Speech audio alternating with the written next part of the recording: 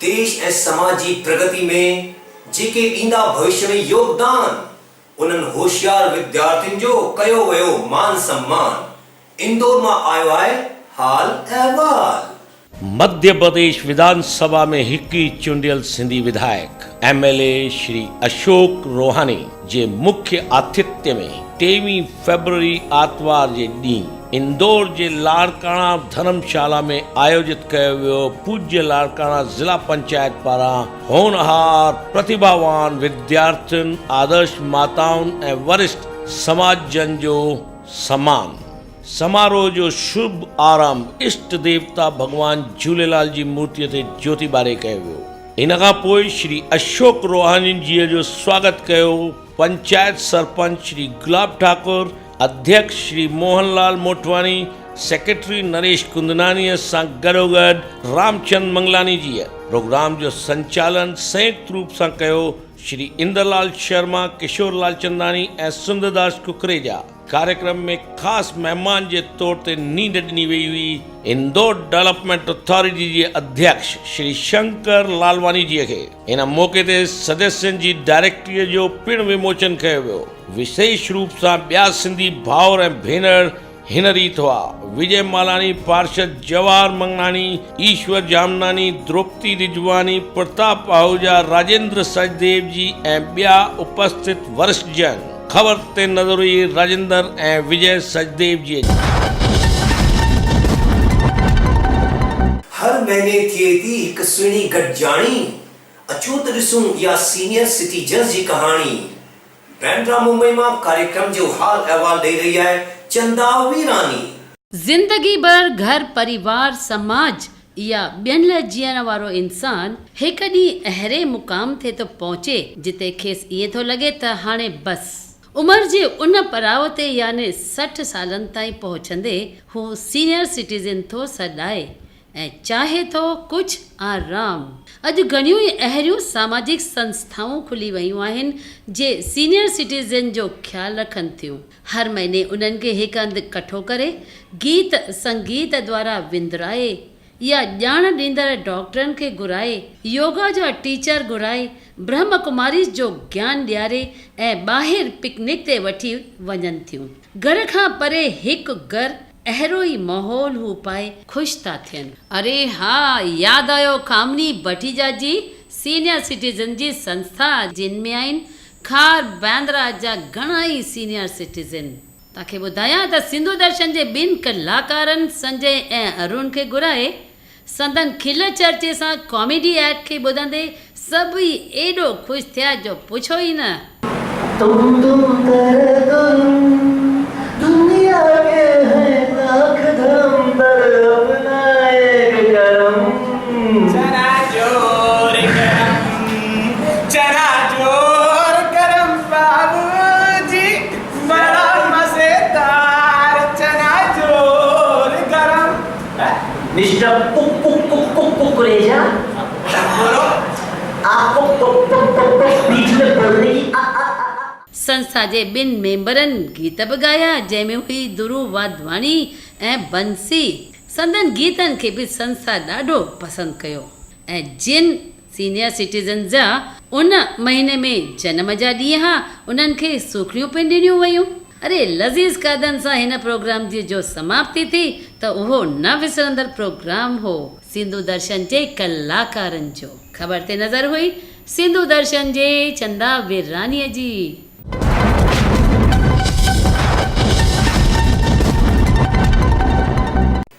साईं झूलेलाल जी मूर्तिअ जी कई वई स्थापना सदाईं ज़िंदा रहे। सिंधियुनि में इहा सिंधियत जी भावना।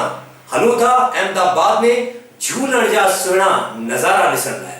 साईं भरूच वारा परम पूज्य साईं ओमलाल साहब ऐं परम पूज्य ठकुर मनीषलाल साहब जी असीम कृपा सां अहमदाबाद जे सम्राट नगर इसनपुर में श्री झूलेलाल भगवान जी मूर्तिअ जी स्थापना जो 3 सालियानो उत्सव मनायो वियो।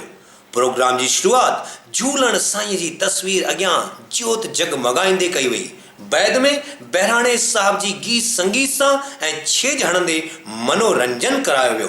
प्रोग्राम जो सुंदर आयोजन नरेश प्रेमचंद, अजीत वाधवाणी, सतीश आहूजा, नारायण दास भतवाणी, टाइगर नेनवाणी, रमेश लालवाणी, वासु पीथाण, राजूभाई खत्री, राजूभाई आयलाणी, राजाभाई नाजवाणी, जयकिशन चांदकाणी ऐं वासुदेव बच्चाणी तरफा करण में आयो। आखिर में संगत में ऐं साधकन के हथ प्रसादी ॾियण में आई। खबर ते नज़र हुई state bureau chief Gujarat Jagdish Shahdadpuri ji. वॾियुनि ख़बरुनि खां पोइ हलूं था फटाफट ख़बरुनि ते।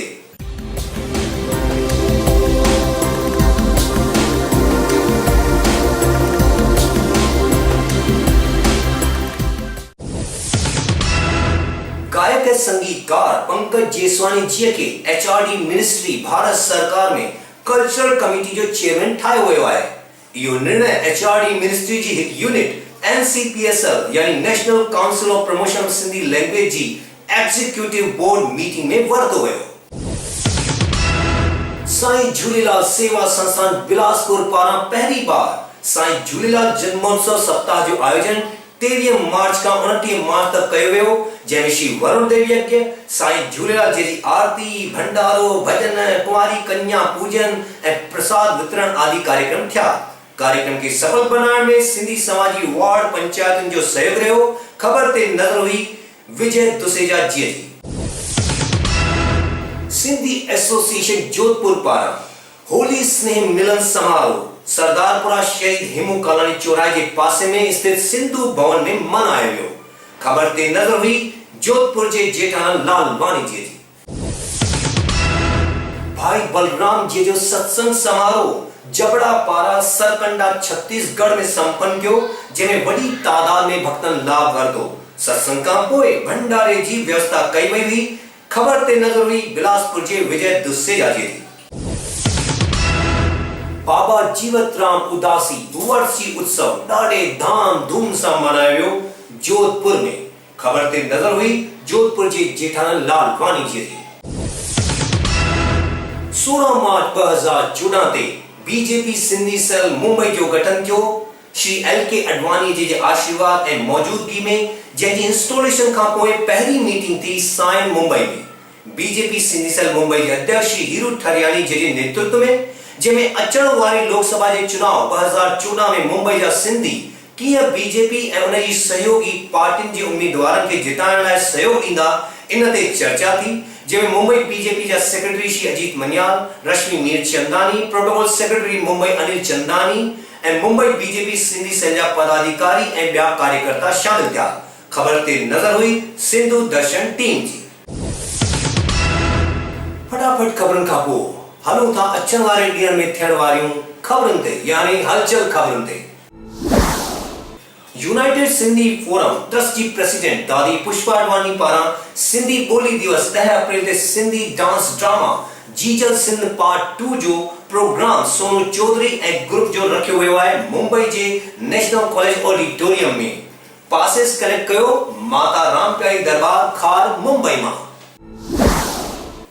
यूनाइटेड सिंधी फोरम ट्रस्ट जी प्रेसिडेंट दादी पुष्पा अडवाणी जी पारां 12 अप्रैल ते रॉयल गार्डन रिसोर्ट ऐं वाटर पार्क वसे में पिकनिक रखी वई आहे। हाँ, पिकनिक में वञण लाइ संपर्क कयो मिस्टर भाटिया के। मोबाइल नंबर आहे 0932 320 5604 ते। हाणे हलचल खबरुनि में हलूं था मुंबई में अचण वारे ॾींहनि में चेटी चंड जा मेला किथे किथे मनाया वेंदा, उन्हनि जी जानकारी बाबति। पूर्व सिंधी पंचायत चैरिटेबल ट्रस्ट नेरुल पारां झूलेलाल मंदिर में 5:30 लॻे 5 तारीख़ जो मनायो वेंदो चेटी चंड जो मेलो। भारतीय सिंधु सभा मुलुंड पारां हिंदी म्यूनिसिपल स्कूल में 12 अप्रैल शाम जो 6 लॻे मनायो वेंदो चेटी चंड जो मेलो। इन सां गॾोगॾु हिंदुस्तान ऐं विदेशनि में हा साईं चेटी चंड जा मेला मनाया विया आहिनि 1 तारीख़ खां ऐं अञा बि हिन महीने में मनाया वेंदा।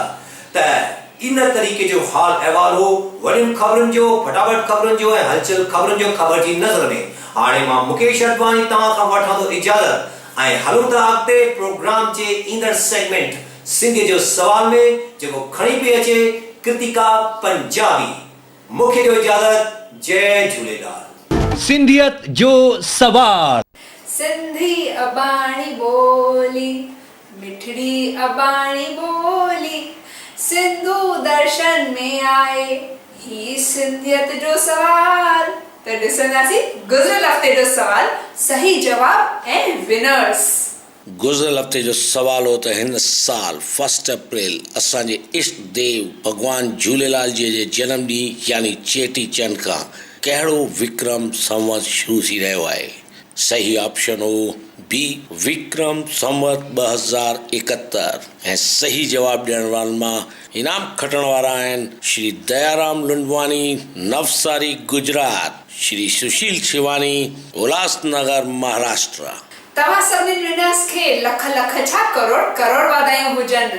हाणे ॾिसंदासीं त हिन दफ़े केरु ठहंदो सिंधियत जे सवाल जो विनर।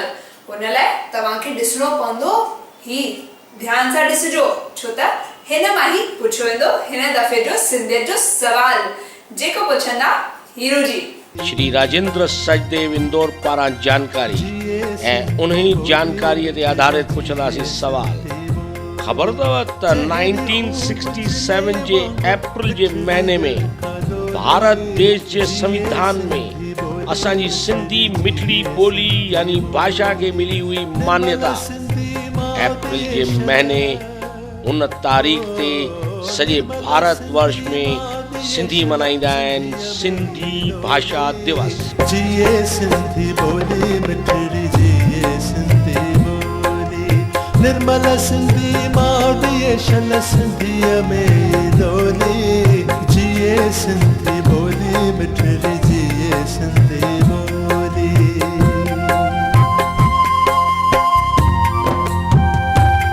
हीअ सिंधी लिपि आहे अरबी कीअं थी, हीअ पंहिंजी लिपि आहे धारी कीअं थी।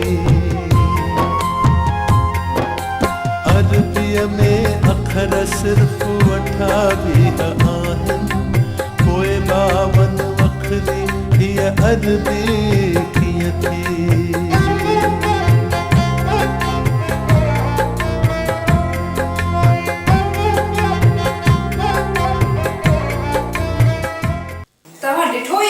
ध्यान सां ॾिठो न, छो त हाणे तव्हांखे जवाब ॾियणो आहे हिन दफ़े जे सिंधियत जे सवाल जो। त हिन दफ़े जो सिंधियत जो सवाल आहे अप्रैल जे महीने जे कहिड़े तारीख़ ते सिंधी भाषा दिवस मल्हायो वेंदो आहे। ऑप्शन आहिनि ए 8 अप्रैल, बी 9 अप्रैल, सी 10 अप्रैल। त खणो फोन ऐं कयो SMS। जल्दी सां जल्दी स्क्रीन ते ॾेखारियल कंहिं बि हिकु नंबर ते ध्यान सां नंबर नोट करे वठो, वरी पोइ नज़र कान ईंदव। तव्हां असांखे ईमेल जे थ्रू बि जवाब मोकिले सघो था। असांजो ईमेल ID आहे sindhudarshan@gmail.com। तव्हां असांखे फेसबुक ते बि जवाब मोकिले सघो था। असांजी फेसबुक जी वेबसाइट आहे www.facebook.com/sindhudarshan। असां ट्विटर ते बि आहियूं, लिंक्डइन ते बि आहियूं ऐं हा तव्हां असांजा वीडियो असांजे वेबसाइट ते बि ॾिसी सघो था। असांजो वेबसाइट आहे www.sindhudarshan.com। ऐं जवाब मोकिलण महिल तव्हां पंहिंजो नालो, एरिया ऐं सही ऑप्शन लिखण न विसारजो। मां हीअं आयसि ऐं हीअं वञा पई, छा मूंखे त वणंदो ई कान्हे हेतिरे टिड़े वक़्त लाइ तव्हां सां मिलंदी आहियां ऐं भॼंदे भॼंदे वक़्तु पूरो थी वेंदो आहे।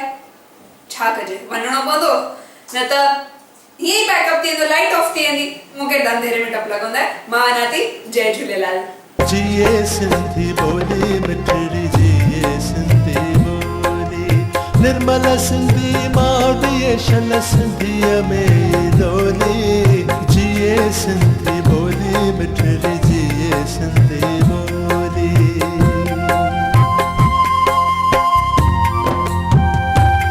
हीअ सिंधी लिपि आहे अरबी कीअं थी,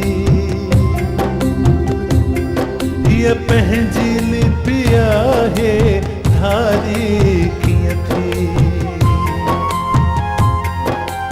अरबीअ में अखर सिर्फ़ 28 आहिनि, पोइ 52 अखरी हीअ अरबी